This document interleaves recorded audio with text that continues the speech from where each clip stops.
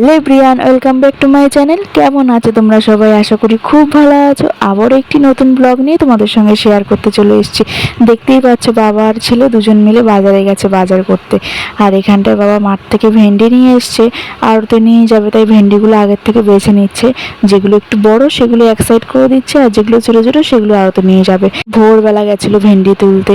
আর এখানটা আমার পুজো দেওয়া কমপ্লিট হয়ে গেছে গোপী সোনাকে। আর আজকে একটু বাজারেও যেতে হবে, তাই রেডি হয়ে নিয়েছি। আমার ছেলে চুল কাটাতে যাবো, ওর চুলগুলো একটু বড় বড় হয়ে গেছে। আর সামনে যেহেতু পুজো আসছে, পুজোর সময় গেলে তো একদম লাইনই পাবো না, আর এখনই পাবো না কি তার নেই ঠিক। আর এখন দেখো টোটো চলে এসছে, টোটোতে করে যাবো বাজারে। ওর বাবাও যাচ্ছে সাথে। সকালবেলা গেছিলো ওর বাবার সাথে, কিন্তু ওর বাবার সাথে কিছুতেই চুল কাটবে না, সেই আমাকেই যেতে হবে। তাই সঙ্গে করে আমাকেও নিয়ে যাচ্ছে। সকালবেলা খাওয়া দাওয়া কমপ্লিট করে এখন বাজারে যাচ্ছি। আর তো মাত্র কয়েকদিন মা আসছে, কত আনন্দ বলো মনের ভিতরে। এখানে দেখো আমাদের প্যান্ডেলও শুরু হয়ে গেছে, একদম পুরো তোড়জোড় করে প্যান্ডেল করছে। প্যান্ডেলটা কিন্তু খুব সুন্দর হয়েছে। এখনও এরকম দেখা যাচ্ছে, যখন পুরোপুরি কমপ্লিট হয়ে যাবে তখন আরও সুন্দর লাগবে। এখন দেখো বাজারের ভিতর দিয়ে চলে যাচ্ছি, যাবো হচ্ছে সেলুন দোকানে। সেলুন দোকানে একটু ভেতরে, তাই হেঁটে হেঁটেই যাচ্ছি। আর দেখো সেলুন দোকানে এত ভিড় যে লাইনই পাচ্ছি না, বললাম না অনেক ভিড় হবে এখন। আমি আর আমার ছেলে বসে আছি, কিন্তু খুব বিরক্তি লাগছে। এদিকে আমার বাড়িতে কোনো কাজ কমপ্লিট হয়নি এখনো। অনেকক্ষণ বসে থেকে ফাইনালি চুলটা কাটালাম। আর দেখো চুল কেটে এসে ওর ডাব খাবে। ওর এইটা মানে ডাব খেতেই হবে, যখনই চুল কাটতে আসবে ওর ডাব খাওয়া চাই। চুল কাটতে যাওয়ার আগের থেকেই বলে দেবে, মা আমি কিন্তু ডাব খাবো। এখানটা দেখো আমরা দুজন বাড়িতে চলে যাচ্ছি, ওর বাবা আসছে না, ওর বাবা একটু কাজ আছে, আমি আর আমার ছেলেই যাচ্ছে। আর এখানে দেখো বৃষ্টিতে কি অবস্থা রাস্তা, এটা প্রত্যেকবার বৃষ্টি হবে আর এরকম হয়ে যাবে, একদম চলাচল করতে পারে না মানুষ।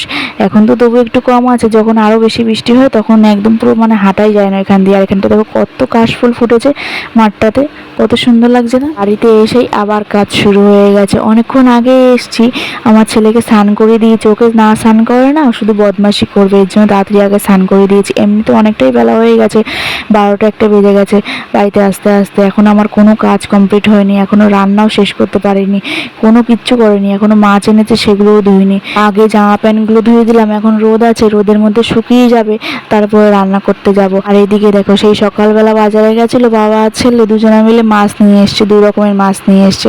কাটা মাছ নিয়ে এসছে আর চিংড়ি মাছ নিয়ে এসছে, সেগুলো এখনো ধুইনি, সেগুলো পরিষ্কার করব, তারপরে রান্না করতে যাব। এদিকে মাও বাড়িতে নেই, মা থাকলে অন্তত মানে মাছ টাছগুলো ধুই তো আমার একটু কাজের হেল্প করতো, আর এতটাও আমার লেট হতো না যদি বাজারে না যেতাম।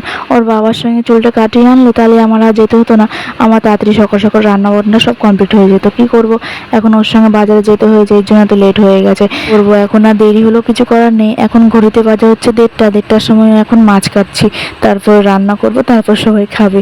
আর আজকে চিংড়ি মাছ রান্না করব হচ্ছে নারকেল দিয়ে আর পোস্ত দিয়ে। নারকেলটা ঘরের মধ্যে ছিল, তাই ভাবলাম সেটা দিয়েই করে ফেলি।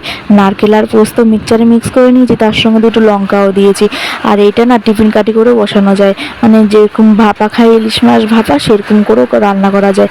কিন্তু আমি আর আজকে ওরকম করে করবো না, আজকে কড়াই দিয়ে করবো। এমনিতেই লেট হয়ে গেছে, আর বেশি কিছু লাগেও না, ওর মধ্যে কাঁচা তেল দিয়ে বসিয়ে দেবো। তো তোমরা কে কে খাও এরকমভাবে অবশ্যই আমাকে কমেন্ট করে বলো। আমার কিন্তু খুব ভালোই লাগে খেতে এরকম চিংড়ি মাছ, আর চিংড়ি মাছটা আমার ফেভারিট পুরো। সব কিছু দিয়ে ভালো করে মিক্স করে নিচ্ছি। আর তোমরা চাইলে এর মধ্যে চেরা 2টো কাঁচা লঙ্কাও দিতে পারো, সেটাতে ভালো সেন্ট হয় আর ভালোও লাগে খেতে।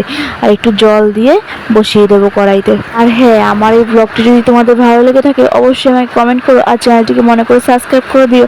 আর যারা ফেসবুক থেকে দেখছো প্লিজ পেজটিকে ফলো করে দিও। এদিকে আমার চিংড়ি মাছ ভাপা রেডি হয়ে গেছে, দেখো তো কেমন হয়েছে দেখতে, অবশ্যই কমেন্ট করে বলবে কিন্তু, ঠিক আছে? আজকে ভাবলাম তোমাদের সঙ্গে আরেকটি কথা শেয়ার করি। আমি যে এখন ভয়েসটা দিচ্ছি ভিডিওতে, আর বাইরে এত পরিমাণে বৃষ্টি হচ্ছে সে আর বলার মতন না, আমি ভয়েস দিতে পারছি না।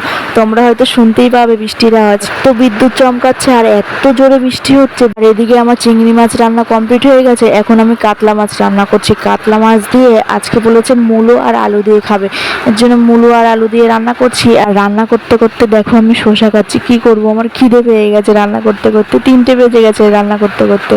আর এদিকে সবারও খিদে পেয়ে গেছে, অনেকটা বেলা হয়ে গেছে। তো আজকের ব্লগটি এইটুকুনি, বাই।